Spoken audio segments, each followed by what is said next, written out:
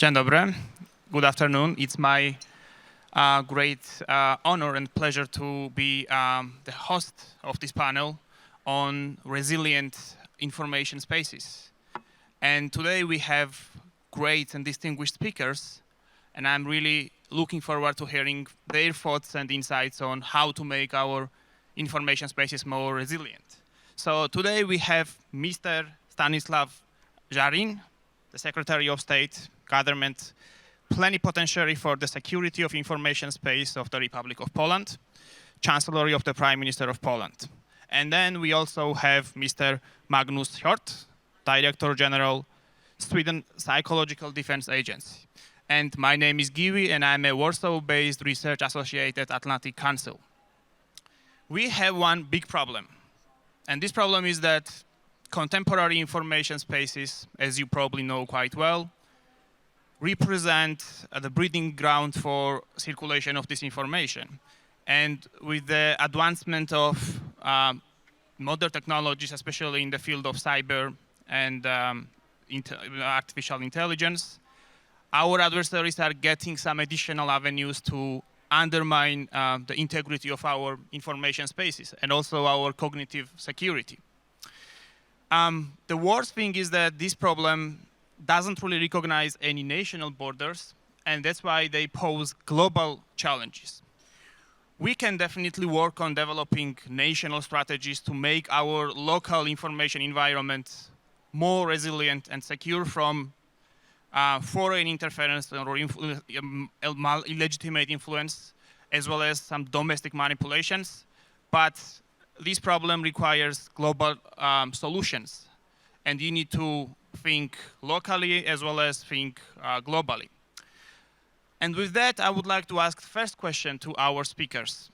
I would like to know your thoughts, what you think are the biggest gaps in developing international efforts to make our information spaces more resilient, and how governmental and non-governmental organizations can address these gaps to have more resilient information spaces globally. Stanislav, let's start from you. Thank you. First of all, thank you for having me. It's great pleasure and honor to share with you my thoughts. I think I would like to start with highlighting the three main areas that I think we should identify as a crucial abilities for us to secure our information space and our countries. First of all, I think that we should be aware that Russia is very updated. Russia spends a lot of money for the system of propaganda. It is state. There are state funds. We estimate that in Russian budget there are at least 300,000 millions of dollars per half of a year that this kind of money Russia has to fuel its propaganda efforts and operations. So it is a well organized system. Russians are very updated and they know what is going on in Poland or in any different country that is interesting from Russian perspective. So I think that we should be aware that Russia is doing a lot to interfere into our countries, into generally the NATO community. So we have to be aware also what are the strategic objectives right now on the Kremlin, what Kremlin is going to do in the next years. So we should be aware where we are. Right now, it's obvious for us that Russia started the first phase of some bigger operation against the West. Generally, the war against Ukraine is just the first or just another phase of this contest on this road started by Russian imperialism. It's definitely not the end, and we should expect that there will be some next phase or next areas that Russia will try to fight with the West. So the first crucial point is that we should have effective intelligence to see what is in Russia going on, to know what kind of Russians plans are. The second one field is that we should be able to identify the real nature of the operations that are going on and are orchestrated by Russians. Mr. Ambassador Szatkowski mentioned our situation on the border with Belarus. It is quite clear for us from the very beginning that we are not dealing with natural migratory movement. It is fully orchestrated by hostile countries, Belarus and Russia, and it is hybrid operations. So we have to have such kind of abilities to find the real nature of some kind of operations. We have to be also aware that some kind of facades used by Russia to cover its own own operations seems to be very different. Then we should know what is behind these facades. And the third field, we should have such abilities to set up and to sanction some kind of borders. Russia is very experienced in using freedom of speech, some democratic values to hit the Western countries, to also conduct some operations that are aimed to weaken us.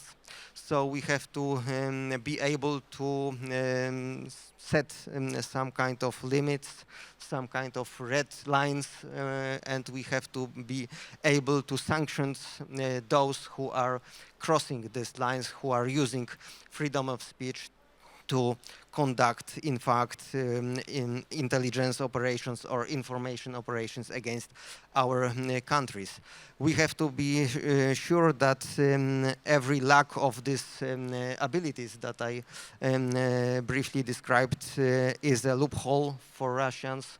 They are able to find these loopholes and exploit it eagerly in the way that we are not beneficial. So they are using everything what they can identify and find to weaken us and to hit us.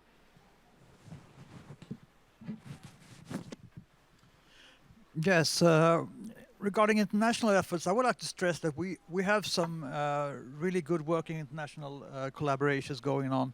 We have NATO Stratcom in Riga, which we are a part of, and we are seconding staff there. We have in the European Union, we have the EU versus Disinfo, which has been working since 2015, I think. And we have also seconded staff there. We have the hybrid center in Helsinki. So we have some very good international collaborations that I think work really well.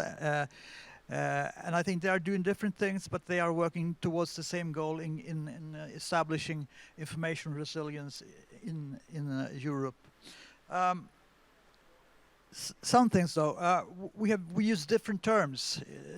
EU has their terms, NATO has their terms, and we nationally use our own terms for saying basically the same things.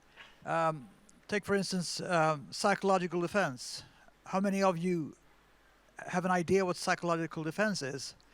It was a strange term when it was established in Sweden in the 1950s, and it still is a kind of strange term. When we talked about this to the people at the EU versus Disinfo, they were kind of skeptic. Could you really use this term in Europe? It sounds like you want to mess with our heads, but no, that's not what we are trying to do. It's all about information defense and information resilience. So but it's a term that we have used in Sweden since the 1950s, and we kind of like it. And we have found it's intriguing when we go overseas in America and also in Europe, so it works. But we constantly need to explain what we are doing, what's the difference between disinformation and misinformation. The Americans are using MDM, and as a Swedish agency, we do not monitor misinformation. We only look at antagonistic attacks in our information arena.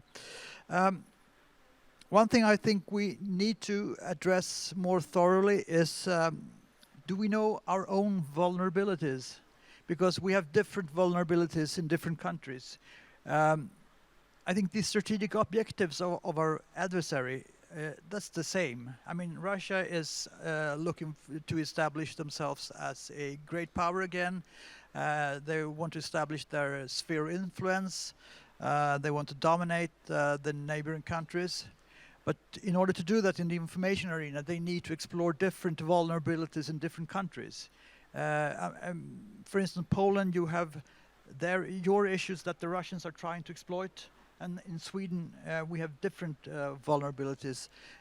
So we need to be aware of our own vulnerabilities and try to amend them, I think.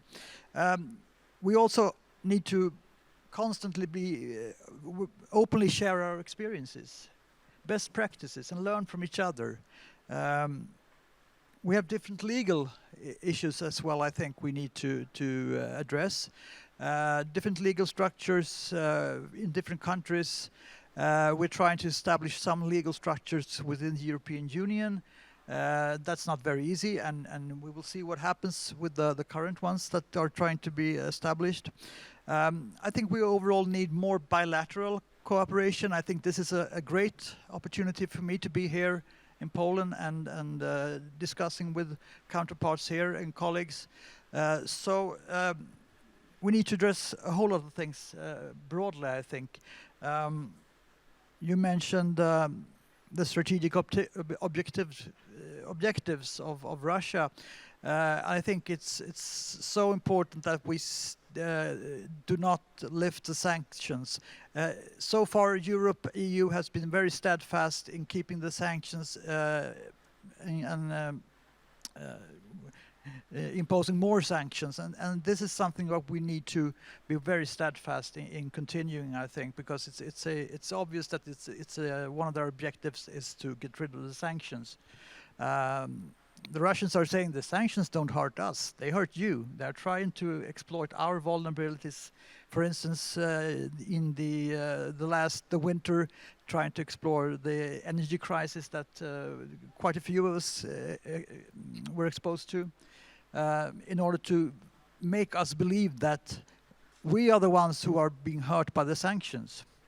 Another area is, of course, our support to Ukraine, which we must continue to all costs almost, because in Ukraine they're fighting a war for us all, basically. Thank you so much. And I just want to briefly reflect on these great points that we heard from speakers. And Mr. Stanislav mentioned the significance of intelligence. And I think Ukraine war clearly demonstrates how important is relevant, timely intelligence for pre-bunking and countering disinformation, because we all remember all false flag operations that Russia tried to undertake ahead of invasion, and these were pre-bunked thanks to Western intelligence that we received on time.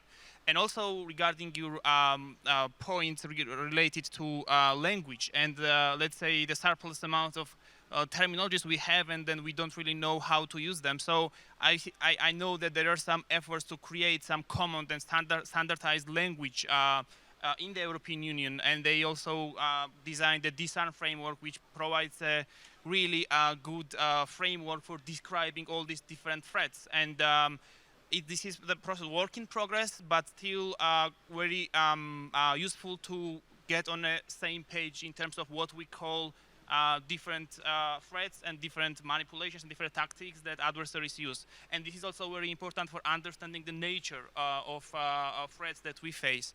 But we already touched upon the war in Ukraine, and I want to ask a follow-up question. regarding the lessons learned from Ukrainian war. And we have seen a really tremendous effort from Ukrainian government to protect Ukrainian information space in times of external aggression coming from Russia. What are the key takeaways from Ukraine's, let's say, activities in its information space during this aggression that can be replicated in other countries and we can learn from them? Great question, and a huge challenge to draw some conclusions at the moment. So I think what we should, that we all see that this war is very online conflict.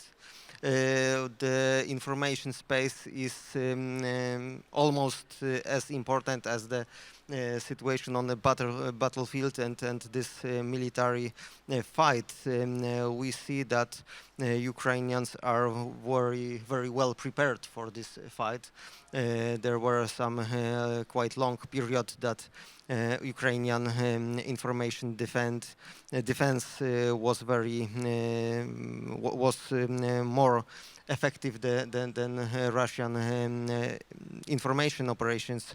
We see that both sides are using information efforts to build up own morale in the army, to destabilize opponents, and we see that this kind of efforts are very important for in this situation.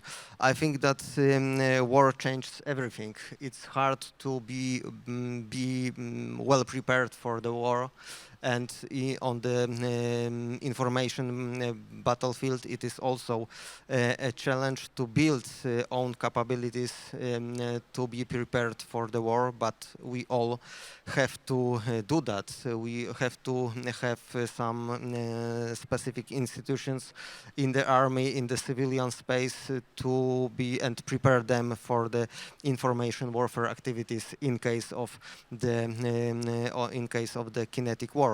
We should be also aware that this war is not only focused on Ukraine. Russia is also using hybrid efforts to hit the West. They see this kind of efforts as the element of this military operation against Ukraine. So this war is not only against the Ukrainians, but also against all allies that are support Ukraine. We see also that some base were being prepared for years. Russia right now is using the same lies that we know from 2014 at least, and Russia was trying to spread this kind of lies about authorities in Kiev for many years. So this war is also based on lies that perhaps should be more appropriate counter in the past. Its bigger point is that the bigger picture is that this war definitely should be analyzed also for us and for any institutions that are responsible for information defense. And I think it is also quite clear that we should be aware to also act in the Russian society, because it is some kind of important measure for us to be better prepared for neutralizing lies that are spread among Russians by the Kremlin. Very big topic, so definitely it's ahead of us to analyze what is going on and what should be introduced in our own countries. Yeah, as Stanislav said, I would also like to mention that they were really well prepared. They've had all the time since 2014 to prepare for this. In 2014, none of us was prepared for what was going to happen in Crimea and Donbass, and it took, I think, the whole of the Western world with surprise, the hybrid war that was being brought upon Ukraine. so we quickly had to establish various countermeasures. In Sweden, we restarted our total defense in 2015, and we began talking about how we need to defend ourselves in the information arena. Something that we have seen and learned from Ukraine is they have cooperated really well, I think. Different parts of society, both the military sector, civil agencies, and civil society has cooperated towards a common goal in a very good manner. They provide high quality content, really. And I think that's of the essence that the information that is being brought out to protect the people and to address the adversary is of high content. They use humor, they use memes, they use irony, they troll the Russians, they use films, music, and they do it quickly. They're very fast in bringing out the messages that are needed, and they have good timing. So a couple of years ago, we were there training them, and we are still going there and training them, and we are also learning all the time from them. What's working when you have to establish the will of the people to resist, the will of the people to defend the country, in spite of the enormous pressure that they are being exposed to. And we're also trying to figure out, is there a way to reach the Russians in any way? Can we make them understand what they are doing? Can we make them understand that this talk about Nazis in Kiev is blatant lies? Is there ways to reach the Russian public? I don't have the answer to that, but we need to constantly learn from what Ukraine is doing and constantly support them as well. Thank you so much. You both mentioned one crucial element that is the preparation that Ukraine went through between these two wars, let's say, so since 2014 and up until 2022. And one of the important aspects of this is that civil society and government managed to get on the same page and work together to counter disinformation. While in a normal situation, when there is no war, these two are not really considered as natural allies. So I want to ask a question, and I'm really curious to know your thoughts. What are the obstacles in a normal situation, let's say when there is no war, what are the obstacles for government and non-governmental sector to cooperate effectively? And Ukraine example showed us that this is possible under the specific circumstances, but what can we do to make it also possible in a normal situation in our societies where we don't have war and this urgency as they have now? Well, I think that this problem is so wide that we have to cooperate with different kind of institutions or people. Definitely, I find this disinformation efforts as the threat for national security. So this is the task for public governmental institutions, including intelligence and counterintelligence services, as I mentioned. But of course, there are so many areas that should be exploited by experts, by NGOs. Many of such people are very experienced and well prepared for this kind of efforts and has this ability to reach a much wider audience than governmental institutions, for example. So we have to working together in some fields. Of course, it is not. There are some information that should not be transferred into the non-governmental sector, of course, and we should also protect our classified documents. But there are some analyses, some points of view that can be transferred or shared with experts. We are also working with media in my teams to make our society more aware and more resilient. So definitely there is a space for cooperation, and it is definitely a crucial thing to make society more aware of what is going on. We find this disinformation operation as targeted into entire society, so that's why this cooperation is also crucial as the measure to neutralize such threats.